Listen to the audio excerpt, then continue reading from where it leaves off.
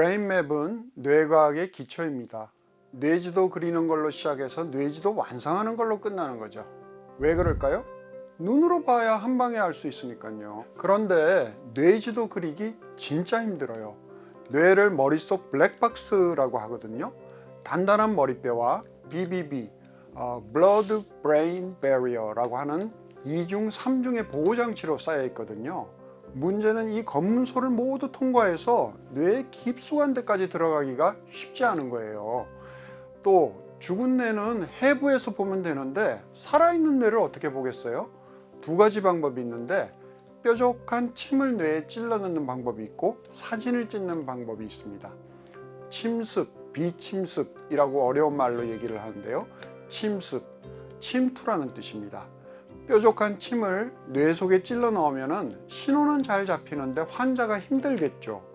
머리뼈 밖에서 사진을 찍거나 뇌파를 측정을 하면 덜 아프지만 신호가 너무 약해요. 둘 다 장단점이 있기 때문에 두 가지 기술을 합쳐서 그립니다.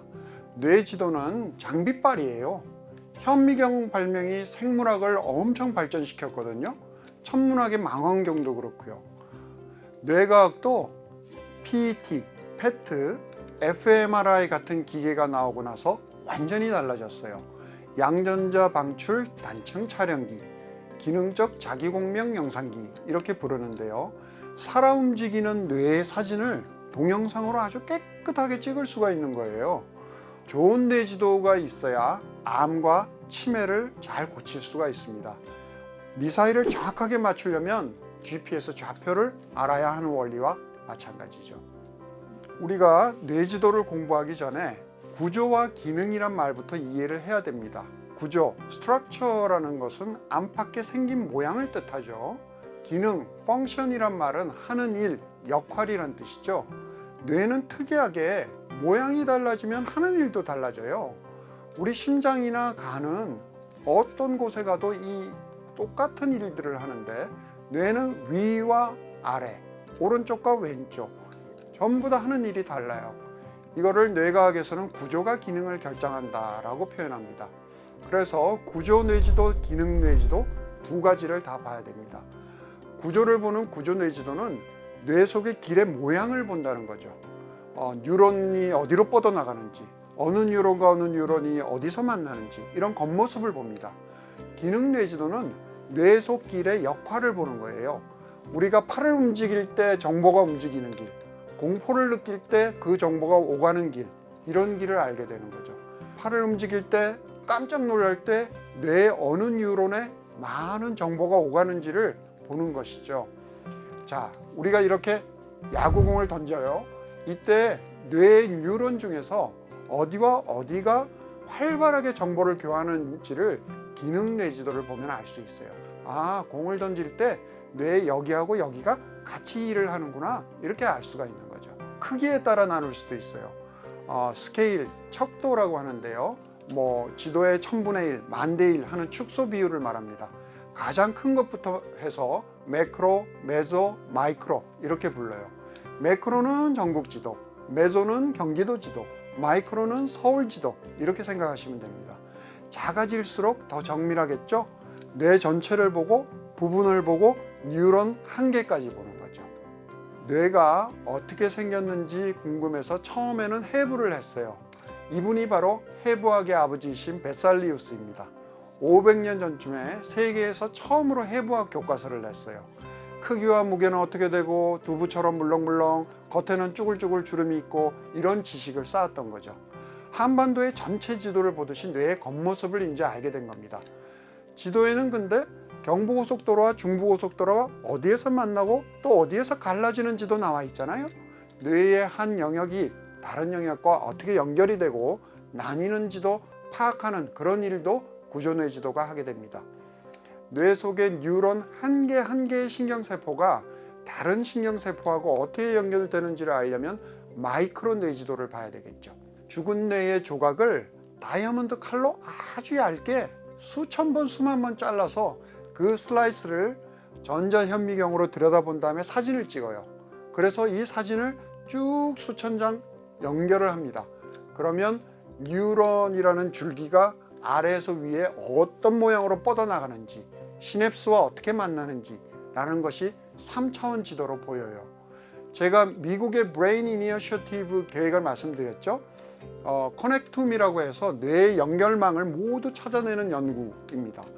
뉴런과 시냅스의 연결 구조를 모두 알면 뇌의 세포 단위의 지도가 완성이 되는 거죠.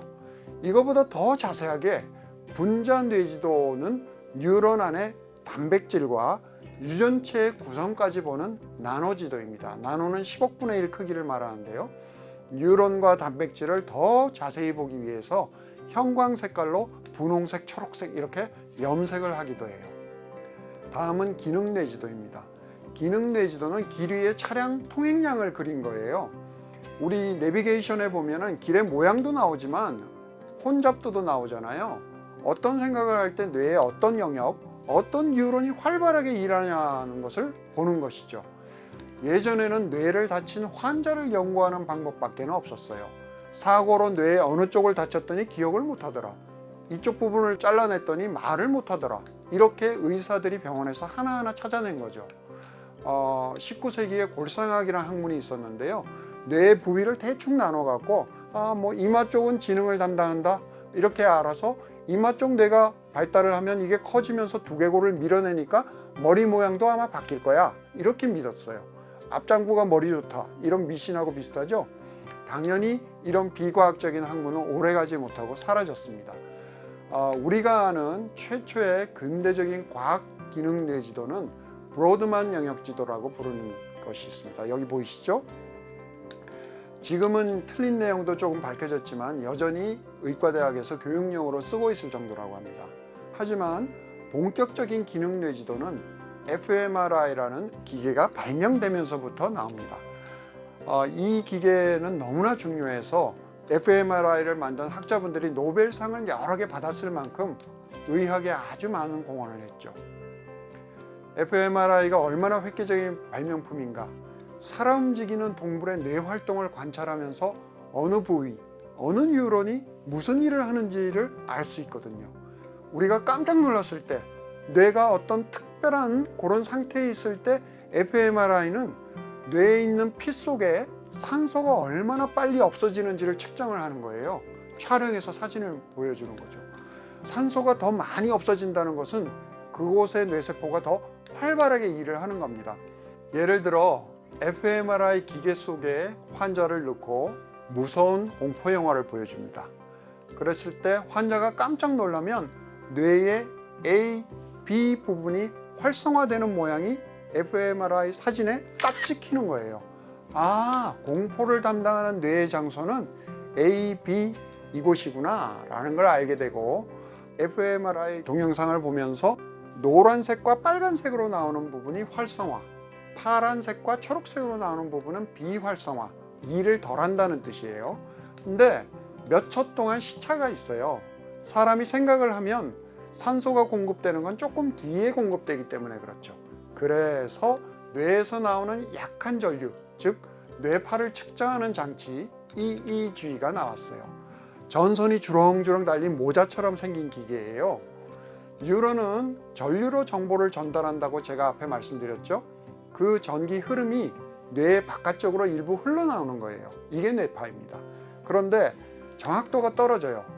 단단한 머리뼈를 뚫고 나오니까 당연히 전류가 약하겠죠. 하지만 fMRI처럼 일부러 어떤 큰 통에 들어갈 필요도 없고 실시간으로 리얼타임으로 측정이 가능하다는 장점이 있어요. 우리가 무슨 생각을 할 때 어떤 모양의 뇌파가 나오는지를 컴퓨터가 딱 분석을 해요. 마지막에는 뾰족한 침을 뇌에 꽂는 방법이 있어요. 뇌에 도청기를 단다고 할까요? 중간에 통신을 탁 가로채는 거죠. 주로 실험실에서 많이 하고요. 수술은 해야 되지만 가장 정확한 뇌 신호를 측정할 수 있는 방법입니다.